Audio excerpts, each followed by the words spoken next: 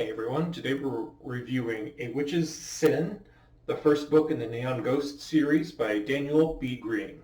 One of my favorite things when going through an author's backlog is when they gradually improve over time. I do have to say that I've read the author's previous two published works, and this is definitely a little bit better. While this book did not knock my socks off, it was quite pleasant, and I would be interested in reading more in this series. Now that said, it has problems. It was a little too long, a little too info-dumpy, and it had a slow start. Okay, let's get this started. Okay, so what is the target audience? What genres? What tropes does it use? I'd say its target audience is 18 plus. There's child endangerment and death in this. You never see any bodies though, so take from that what you will. It is a cyberpunk noir thriller with vampires and magic. It's a dystopia in a near-future setting after all life has been extinguished on the planet, except people now live in skyscrapers to get above the clouds of poison gas that pollute everywhere. I enjoyed my time reading this. While this book does not do anything particularly innovative for the genre of thrillers, it was good. A book doesn't need to be innovative to be good. It is a dyed-in-the-wool noir thriller, which doesn't get over its skis. With a lot of authors, they have a really great concept, but they don't really live up to the concept. They kind of fall flat. It felt like the author had set his sights low, knew exactly what he wanted to accomplish, and actually accomplished it. I can respect that. This book was well done in that regard. Okay, I'll start with this book's best aspect. The main character, Taya, was really well done. She's a believably traumatized character. In the prelude to this story, she was the final caretaker for her fiancé as her fiancé died of cancer. As so often happens in such cases, people who are dying are often not very physically or emotionally well, and they can lash out at their caretakers. It feels like Taya has a believable amount of baggage left over from them. In the aftermath of this, her life was basically broken. She dropped out of college. She basically became a private eye who beats people up. This, I interpreted it as being a case of hurt people hurt people. I liked that. It felt very believable and made her living situation feel very well done. One particular aspect of Taya that I enjoyed was the fact that she began the book by misgendering the vampire characters. To be specific, she calls a vampire a corpse, or she uses the pronoun it. Over the course of the book, as she befriends them, she begins using their proper pronouns by calling them he or her. I liked this. This was very good and deliberate character growth by the author. It was subtle, and it was so subtle I didn't even see any other reviewers actually comment on it. So well done to the author. It is a subtle and understated piece of world building and character building. That said, I felt like Taya could be a smidge better. To be specific, I didn't get much sense of who she was before the events of the story besides her going to college. What did she major in at college, for an example?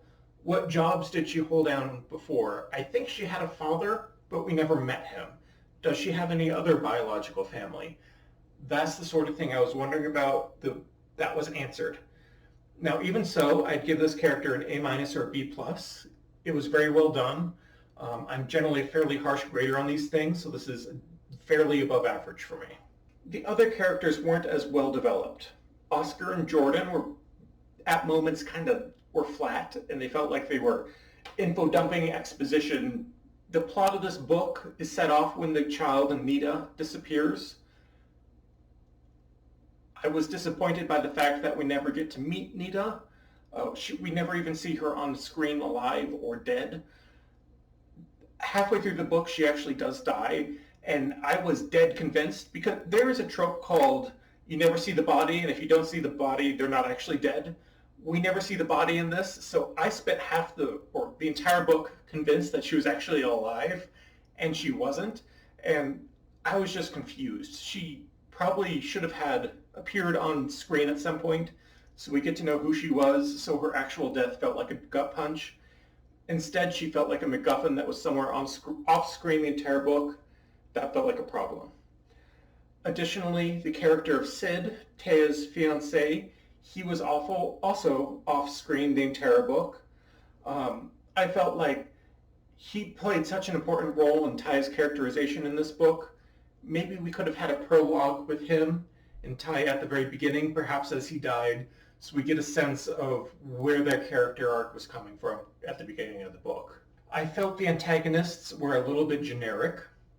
Now, credit where due, the author did a very good job of introducing the concept of the prosperity gospel and explaining what it is. However, I couldn't tell the characters apart besides that. I didn't understand what the difference in personality between Charlie, Robert, and James. Now, that said, it is tradition, well, it's not really tradition, but it's kind of like a common trope in thrillers for the bad guys not really to have a very strong personality, so it's fine. It's just that if I were working on this book, I'd just say, let's put a little bit more effort into these different characters. And finally, Quinn. I had a little bit of an issue with him. He is the last-minute betrayer archetype that really occurs in a lot of thrillers and cyberpunks and noirs. The problem I had is that the author made it way too obvious that he was the bad guy all along. If I'll put it this way, for the first half of the book, he was really nice to the protagonist, but all the side characters kept saying, don't trust him, he's evil. And at the end, when he actually does betray them, it was like, well, of course he'd betray you. Everyone was saying he'd betray you the entire time. I am not surprised in the least. So if I were to make a suggestion, tone it back a little on the foreshadowing next time. Some amount of foreshadowing is good, but this is just a smidge too much. Okay, and then we have this book was too long. Let's talk about the pacing. Specifically, the first 50 pages were kind of boring, just being blunt. Well, that's not fair. There's a saying that if it bleeds, it leads. I was not really compelled by the first 50 pages. They felt kind of drab, and they didn't really go anywhere in the net total of the actual book. They could have been cut, and the book would have been fine. Likewise, the latter half of the book, the protagonist spends several days locked up in a room. That could have been cut as well. This book is a thriller, and thrillers are generally between 300 and 400 pages long, and 400 is honestly kind of long. This book is 500 pages, and that was just way too much. I was looking at my watch at several points throughout this novel, and it just needed lots of cuts. One problem I had was that this book was prone to info dumping. Sometimes it would use the barest fig leaf of hiding the info dumping inside the world building, but sometimes it was really blunt. Sometimes the novel was a little more careful about hiding its world building and not doing info dumps. For example, there were times when Taya was watching a TV show or listening to a radio where there was a vampire radio star on, and they're talking about the world building and various cultural interactions. I could tell that was just the author info dumping world building to get it in there. It did not feel very natural. I think it could have been cut. A lot of this world building could have just been implied through the subtext of the story. The author didn't need to necessarily be that blunt about it. Okay, now for a minor rant about this book's editing. The editing is fine. On a line editing level, I noticed two errors. First, a diacritical mark that was missing, and second, a quotation mark that was missing at another point. In a 500-page book, having two mistakes on a line editing level was actually pretty good. I was fairly impressed. Whoever the editor was did a good job. Now that said, other aspects of the story could have been stronger. By stronger, I mean stuff like purple prose or passive voice or redundant use of language or trimming down on gerunds or adverbs, that sort of thing. The unpleasant fiddly bits of writing in English, the boring and optional sort of thing when it comes to editing. These weren't mistakes. However, the book would have been a little bit better if there's maybe one or two more drafts where it was focused on going from a line-by-line level of just, polishing it up a bit, making it shine, making it flashy, that sort of thing. I don't really like taking pot shots at self-published authors. It feels a bit gross. I myself sent a book to an editor a few years ago, so I know it costs money. I feel gross kind of just saying this at all, but it's just, well, I'll just be blunt. Across the board, self-published books can be a little bit less refined than industry-published ones. And even industry published books these days kind of suck in terms of refinement. You could read a lot of the industry published YA books which come out and they all kind of blow in terms of being very good on the nitty gritty level of language and writing as an art form. The moral of the story is if you can't stand a homespun writing style, maybe don't be reading self-published books. I'm not going to talk much about the setting and world building, but I'll say it's the best aspect of this book. I liked how all the characters lived in megastructures, which were basically cities so high that they go above the poisonous fog, which lays across the ground.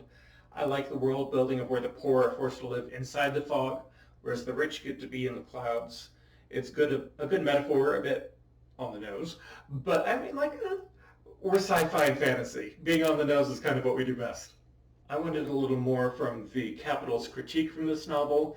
I like the use of advertisements. I like that the author used the prosperity gospel. The bad guys didn't really engage with it, the concept of capitalism run amok beyond that. It just would have been interesting if the main theme of the story kind of wove back into that capitalism thing. It really didn't. It was more of a freedom of religion thing. Yeah. I had a lovely time reading it. This won't exactly be an all-time favorite for me, but it's a good time well spent. If you want to read it, maybe check it out from Kindle Unlimited or buy a book. I don't know. Live your own life. Do what you do.